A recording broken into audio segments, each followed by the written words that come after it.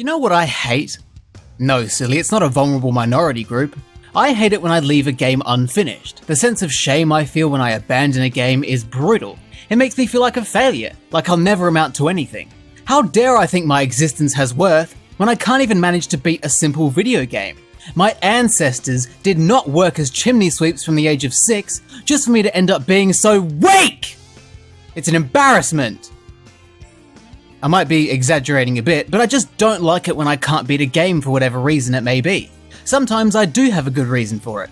I never finished Crash Bash because it was tedious and annoying. I never finished Banjo-Tooie because it was boring and slow. I never finished Bubsy 3D because it's the video game equivalent of 9/11. But one game I have no excuse for is Sonic Adventure. I don't know what happened. I don't know if I was suddenly busy, or I got bored, or the house burnt down. I just never finished it. But that all changes today. Today I rectify my failure and beat Sonic Adventure, pointing out all its flaws along the way. The name Sonic Adventure is actually misleading. This game isn't one adventure, it's 6 adventures. It should really be called Sonic, Tails, Knuckles, Amy, Big and E102 Gamma Adventure. But that's a bit much, so we'll take them one at a time, starting with the headliner and the only character I can even play at this point, Sonic. But don't worry, we'll come back for the other 5 later. Beginning Sonic's adventure and witnessing the opening led me to coming to a very quick conclusion about the way this game is presented visually.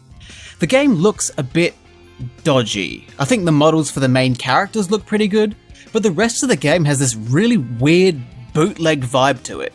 It's not by any means bad, it just misses the mark in my opinion. The colours are a bit flat, everything looks a bit generic, it is painfully obvious when elements of the environment are just a low resolution JPEG slapped onto a piece of geometry.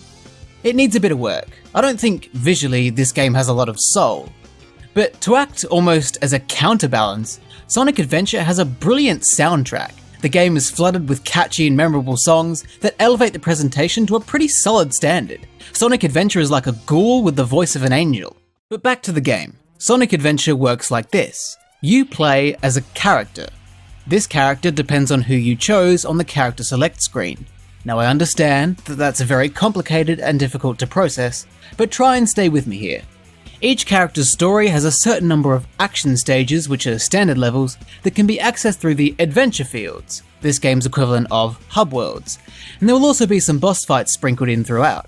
It's a pretty standard setup. Sonic's story is the main one, so he gets to experience this whole process more than any other character. Sonic's action stages are a lot of fun. They're fast-paced, action-packed levels that keep you on your toes, and if you know them well, you can blitz through them unbelievably quickly. Controlling Sonic is also a lot of fun. As is his nature, Sonic is very fast and mobile, and that really is the main appeal of Sonic gameplay. You want to go fast, and it's very fun and satisfying to do so. But I have to say, it isn't perfectly executed here. I don't mean to imply that Sonic's gameplay is majorly fucked up in some way, because it's not, but it could use a little work. Sonic is a bit slippery, not slippery like a wet bar of soap covered in butter sliding across ice on a rainy day, just a bit slippery. It usually doesn't affect gameplay that much, but when combined with the speed of his movement, he can be a tad difficult to control sometimes, which sometimes leads to unnecessary deaths. I also found that his high speed and slipperiness, combined with the actual geometry of the levels, caused some issues as well. There were a few occasions where the levels just couldn't cope with Sonic's movement, and he ended up clipping through the environment and plummeting to his doom. The levels literally could not contain his speed. Geometry is another thing I feel I need to bring up, not because I'm a geometry fan. I think all mathematical concepts should burn in hell because I don't understand them and they make me feel stupid. But the geometry of the levels actually does affect how the game plays. I don't know what it is or why it happens, but the way Sonic, and by extension the other playable characters, interact with geometry can make playing the game awkward. Getting caught on a random polygon brings all of Sonic's momentum to a halt. Normally, this makes sense. If you ran into a wall, you'd expect the wall to stop you. But in something like a speed tube, a frequently occurring level design trope in Sonic Adventure, getting caught on one of its corners will just cause you to stop, rendering the whole point of the speed tube irrelevant. It doesn't happen too often, but when it does, it ruins the whole pace of the gameplay. Apart from that though, playing as Sonic is a lot of fun, and I'm definitely a fan of the action stages, even if one of them was just playing pinball for 10 minutes. I'm not so much a fan of everything else though. Between all the fun and the action stages is a slew of bullshit in the adventure fields. There's so much faffing about. I may have just said wonky geometry ruins the pace of the gameplay, but that's nothing compared to what's going on in the hub worlds, whether it's sitting through painfully long and boring cutscenes, fetching random items to unlock new levels, or just aimlessly wandering around trying to figure out where you're supposed to go next. The hub world will always have something to suck the fun out of the experience. I swear you spend more time doing random bullshit in the hub worlds than actually playing the game. In fact, that might have been why I abandoned this game in the first place. I just didn't care enough to go and fetch an elemental keystone and carry it all the way to the other side of the planet. It's such a slog, and it's made worse by the atrocious camera. The amount of times I couldn't see what I was doing because the camera got stuck behind a wall was ridiculous. How am I supposed to enjoy walking around Station Square looking for a rock to open a level in the Mystic Ruins when I can't even see what's going on? There are boss fights as well, and they're better than most of what goes on in these hub worlds. But if I were at war, struggling to survive in the trenches, clinging to life one stale biscuit at a time, I would not be putting Sonic Adventure's boss fights in my letters to Aunt Margaret, because they're just nothing special. Pretty much all bosses boil down to running around in circles until there's an opening, and then attacking the opening. I mean, I guess that's what every boss fight ever is, but I felt these ones to be particularly uninspired. And the fights against the other playable characters are an absolute joke. It's like attacking a baby. Not that I've done that. Having said all that, I did enjoy Sonic's story overall. The highlight was definitely the action stages. They were a lot of fun, even with the occasional hiccup. Everything else can go fuck itself. We're not done with the game yet though. Sonic's adventure in Sonic Adventure may be over, but we still have the rest of the colourful cast to get through, so let's press onwards with Tails. Tails plays very similarly to Sonic. He has speed and movement and plays in pretty much exactly the same levels as Sonic. The main difference is that instead of being able to perform a homing attack, Tails is able to fly. I don't like this as much as the homing attack. The homing attack is a huge part of Sonic's platforming and helps levels flow. Tails' flight is more of a circumvention. You can use Tails' flight to essentially skip all of the platforming, which kinda defeats the point of playing the game. Sonic has to interact with obstacles, and that's where the challenge comes in. Tails can just avoid it entirely, which makes his gameplay a bit more boring of an experience. What I found really weird about Tails' story is that the goal of his levels is usually to reach the end before Sonic. Sonic is supposed to be the fastest thing alive, so I don't understand the logic behind making Tails' levels about trying to beat him in a race. It just doesn't make sense to me. It's like asking someone to move an immovable object. It doesn't work. Besides that, Tails' story has a lot less to offer than Sonic's, fewer levels with a lot less challenge. But hey, at least they kept in those flying mini-games that I hated. I was hoping to just forget about them after Sonic's story, but no, they popped up again. If I were to really boil it down, Tails' story is just a shallower, less interesting and easier version of Sonic's. But on the bright side, at least there isn't as much hub world nonsense. We then move on to Knuckles. Unlike Sonic, he doesn't chuckle. That's an actual lyric from his theme song in this game. But that's not the only way he's unlike Sonic. Knuckles' playstyle is very different from both Sonic and Tails. While those two are mainly focused on simply reaching the end of a given level, Knuckles has a different objective. As Knuckles, your goal is to hunt for the shards of the Master Emerald. Each level has 3, and they could be hidden in pretty much any location. Using Knuckles' gliding and climbing abilities, you need to explore each level and find all 3 shards, and I honestly really like this. I mean, the focus isn't speed, which is what Sonic games are all about, but I still really enjoyed it. I love exploring and figuring things out. It was really refreshing, especially after essentially playing Sonic's story and then a shorter, dumbed down repeat of Sonic's story. And the fact that it isn't about speed kind of works in its favour, because it means that the wonky geometry and the slippery physics that the others suffer from don't come into play at all. My only gripe is that Knuckles' story was also pretty short and easy. I'm starting to get the feeling that that's all what these other player characters are here for, just short and easy bonus stories. Still though, I really enjoyed playing as Knuckles. But good things don't last forever, because next up we have Amy's story, and holy shit, was this story a real kick in the balls. On a positive note, most of the complaints I've had so far don't apply to Amy's story. The slipperiness, the wonky geometry, the faffing about in hub worlds, none of that really affects Amy's gameplay. But fuck me, I wish it did, because these issues that replace them are so much worse. Amy is the worst playable character so far.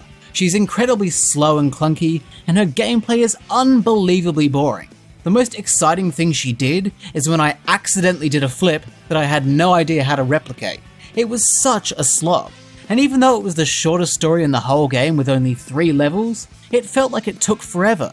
This is the first part of Sonic Adventure's actual gameplay that I genuinely did not enjoy. Would you believe it wasn't the last? Because the next playable character is Big the Cat. Now don't misconstrue what I'm about to say. I like Big, I think he's an endearing, lovable goofball. But I do not like playing as him. Big's story essentially throws any semblance of platforming out the window in favour of a fishing minigame. The goal of Big's levels is to go fishing and catch Froggy, and that's it. Is it fun? Much like actually going fishing in real life, it makes you wonder what the point of living is. It is incredibly dull. To really push the point, please enjoy 49 seconds of raw, unaltered, genuine Big the Cat gameplay.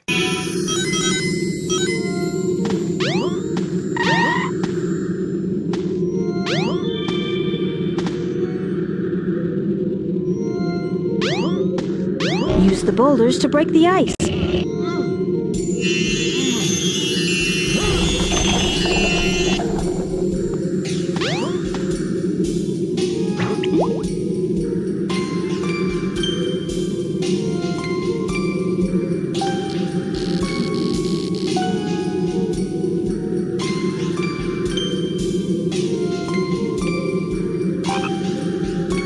Something's biting!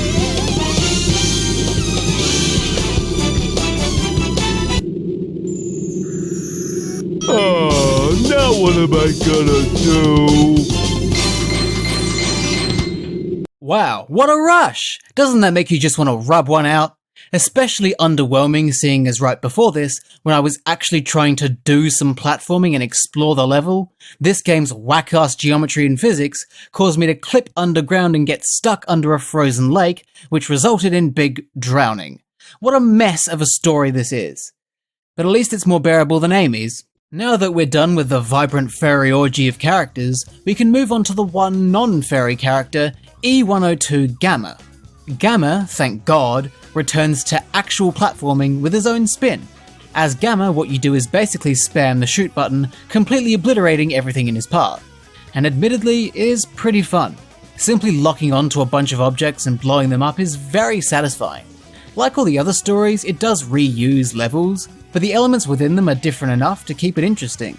And after the absolute disasters of Amy's and Big's stories, Gamma's story was a welcome change. Beating each character's story to completion then unlocks the Supersonic story, in which you face the final boss, Perfect Chaos, as Supersonic. To beat Perfect Chaos, you just run at it as fast as you can, and it falls over and dies. Was doing that worth beating all the other stories? No. But at least it gives you something for going through all that trouble. Looking back on it all, I do think it's cool that this game has so many playable characters. They do each offer something different, for better or worse, and they provide a reason to keep playing the game. And none of them were outright unbearable, like Blink from Spyro Hero's Tale, for example. They offer different ways of experiencing the world of Sonic Adventure, the way it looks and sounds, the way it feels, all of it. But there's one thing I've neglected to mention, and that's the actual story itself. Normally, I wouldn't make a big deal out of the story of a platformer because at the end of the day, it doesn't really matter. But the story of Sonic Adventure is in such a state that I just have to tear it to shreds. In Sonic's story, the plot makes sense. Dr. Eggman is using this ancient beast called Chaos and feeding it emeralds to make it more powerful so he can take over the world. Along the way, you learn more about Chaos and Eggman's plans until you defeat them at the very end. Sonic also interacts with all the other characters too. That's all fine. But then you need to pile the 5 other storylines on top of that. Tails, Knuckles, Amy, Big and Gamma all have their own stories that are taking place at the same time, and they all cross over and interact with each other. And because of the changing perspectives, the once coherent story becomes an absolute mess of inconsistencies. Events, dialogue and character interactions all change depending on which character you're playing as. A good example of this is Gamma's fight against Sonic or Tails on the Egg Carrier. When playing as Sonic, Amy steps in to protect Gamma and stops Sonic from attacking him, When playing as Tails, Amy steps in to protect Gamma and stops Tails from attacking him. When playing as Gamma, Amy steps in to protect Sonic and stops Gamma from attacking him. There is no consistency there. Which one's the truth? And when you also shoehorn in the random flashbacks to the ancient Echidna tribe, the whole thing becomes a disaster. Don't get me wrong, the premise is cool. I like chaos and I like the backstory, but every part of the narrative other than that is just a mess. So what are we left with after all that? As negative as I seem to be about this game, Sonic Adventure is not bad. It is usually fun to play and I cannot stress enough how great the soundtrack is. But I'd say it's overall a bit sloppy. The way it looks could use a bit of work to be less generic and strange, as could a lot of the character animations. The story clearly needed to be reworked in a way that didn't result in a confusing and messy overlap of alternate perspectives and inconsistencies. The hub world and mini-games were a drag, and some of the playable characters should hang themselves. But despite that, it wasn't a bad game. Sonic and Knuckles were fun to play as, and aside from playing as Big and Amy, there was no point in the game where I was genuinely having a bad time. It's a flawed game, but it's a good game. And with that, I've finally beaten Sonic Adventure after all this time, and it feels good. Maybe I should go back and finish those other games. Over and over and over and over. Fuck Banjo-Tooie, you a fucking dog shit. Don't quit your day job. Never mind.